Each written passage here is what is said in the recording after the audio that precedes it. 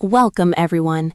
Today we are talking about a real multi-bagger that has been making waves on Dalal Street, Mazagon Dock Shipbuilders Ltd, or simply MDL.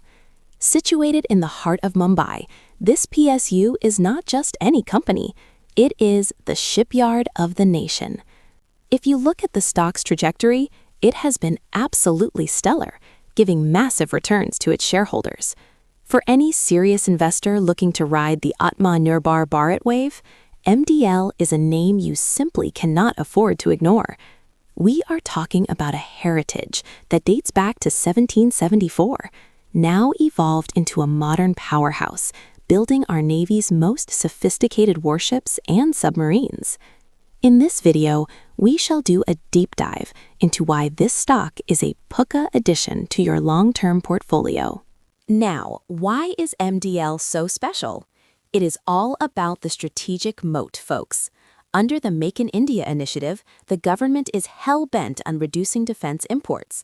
This is where MDL comes in. They are the only shipyard in India with the capability to build conventional submarines and destroyers of this scale. When we talk about projects like the P-15B destroyers or the P-17A stealth frigates, MDL is the go-to player. They have a virtual monopoly in certain high-tech segments.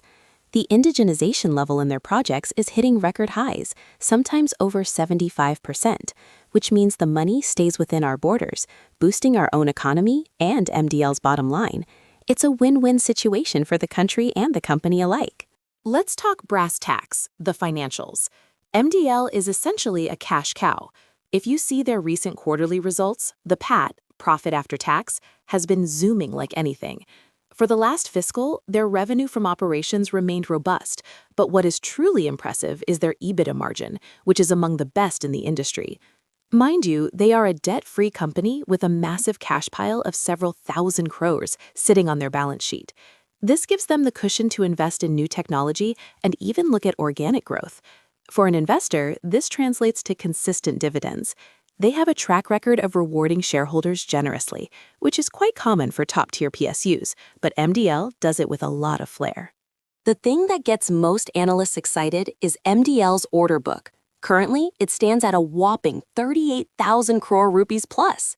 This provides revenue visibility for the next 5 to 7 years easily. They aren't just sitting idle. They are executing complex projects like the Kalvari-class submarines and the Nilgiri-class frigates. When you have an order book that is several times your annual revenue, it means the execution pipeline is full to bursting.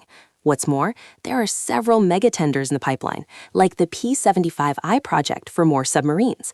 If MDL bags even a portion of those, we are looking at an order book that could potentially double. That is the kind of tailwind any long-term investor dreams of. Now, let's talk about the crown jewel of MDL, their submarine division. Building a submarine is not child's play.